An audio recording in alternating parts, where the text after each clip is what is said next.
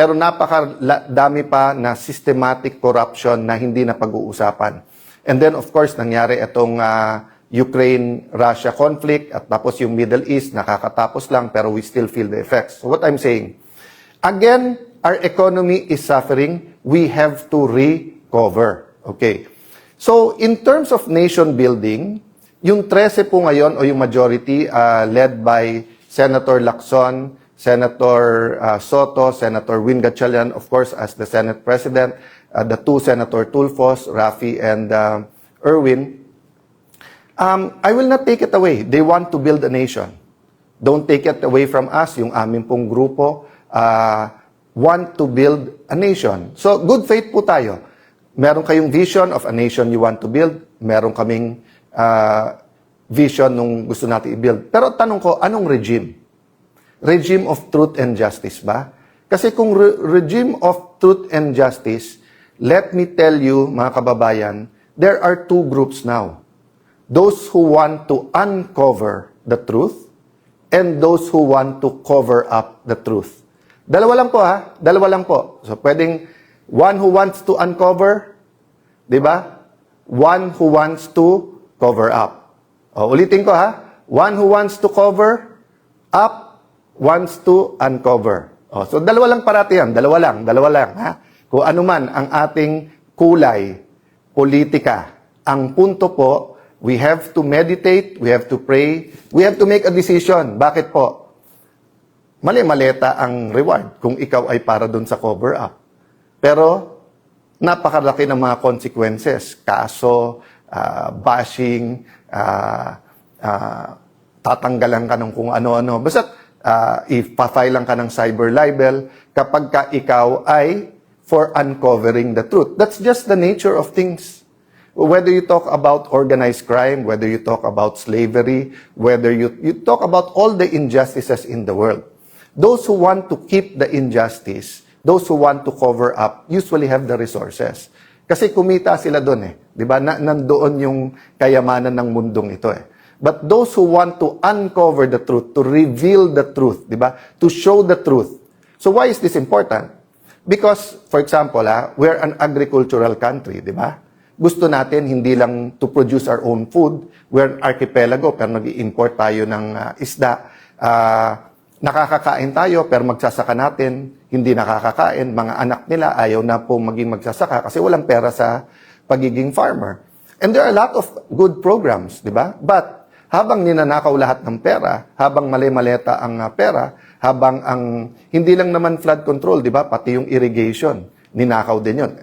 Ilan regimes ang dumaan, pati fertilizer, di ba? Tubig ang binigay nung before sa ating mga farmers. So what I'm saying there is that in any home, in any building, in any nation, foundations are important. So kapag ka ikaw ay gumawa ng isang bansa, ang pundasyon niya ay sa buhangin, gigiba yun. Gigiba po yun. Kasi hindi tama ang pundasyon. So, kailangan ang pundasyon natin katotohanan. So, respond lang ako ng konti. Sabi ni Senator Lacson, sayang ang pera. Nung si Alan Cayetano ang Senate President, 700 million ang nagastos. Sabi ko, saan kaya galing yon? Tapos, sabi ko, total, magaling mag-divide. Sila Senator Lacson, very divisive. Dinivide ko. Kasi ang ginamit niya, 28 days daw ako naging Senate President. So, tignan nyo po ha. Multiply muna, multiply. Multiply mo ang 25 million na sinabi ni Senator Win na gastos ng Senate a day, i-multiply mo yon sa 28 days, and, baliktarin mo naman, division. 700 divided by 28 days is 25 million. Yun din naman ang ginawa ni Senator Win. Tinignan niya lang yung budget ng Senado, tapos dinivide niya, nakuha yung 25 million a day. So, nasaan yung intellectual dishonesty? Nasaan ang pagtatago ng katotohanan? Simple lang po. Kahit sino po ang Senate President, 25 million a day ang gastos ng Senado, kung ganun kasimple ang computation mo. Meaning, yung budget ng buong Senado divided by the number of calendar days. Di ba? So, may nabasa po ako, sorry, nakalimutan ko kung sino mismo nagsabi. Sabi niya, statistics is like a bikini. Ulitin ko ha. Statistics is like a bikini. Why?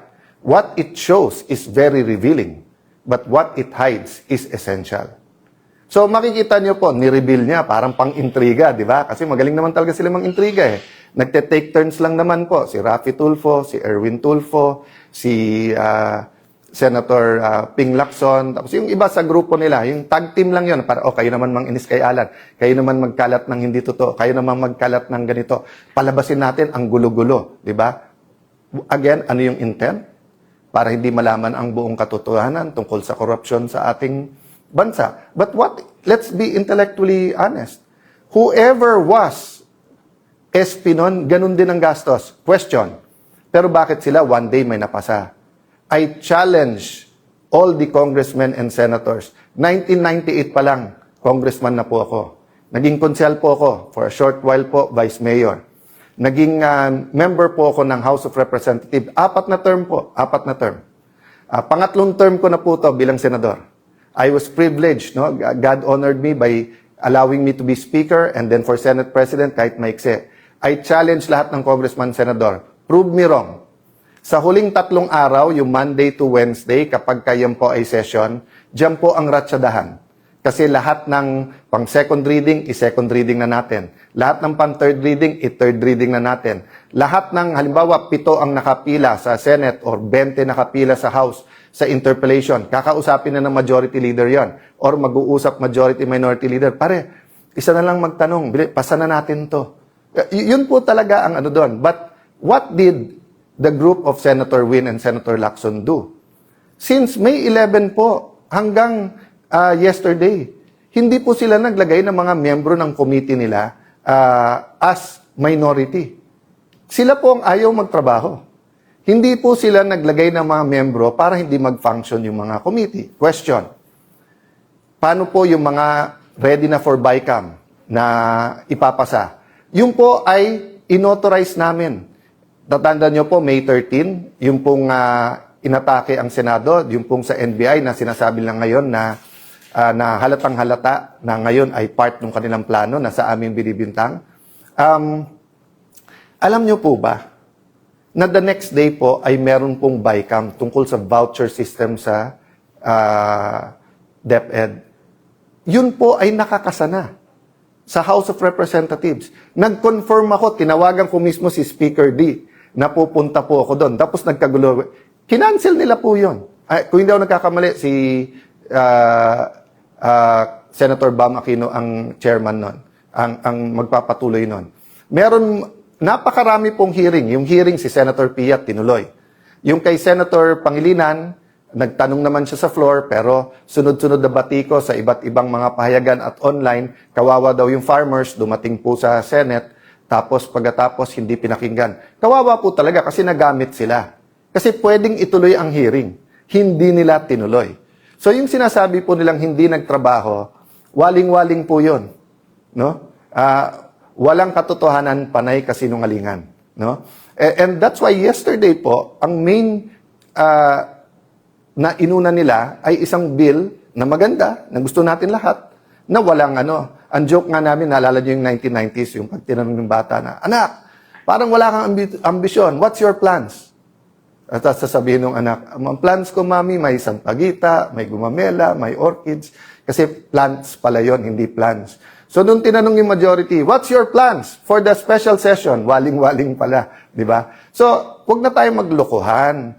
Yung kahapon, kasi may 13 na kayo, at gusto nyong palitan ang Senate President kasi gusto nyo, tuloy-tuloy na yung impeachment at ang gusto nyo, grupo nyo ang magdikta ng tempo through the presiding officer. That's been very clear to us from the start, di ba? Nung February pa, nung ipepwesto natin si Senator Loren Legarda bilang Senate President, yun ang sinabi, hindi sila papayag dahil impeachment ang importante.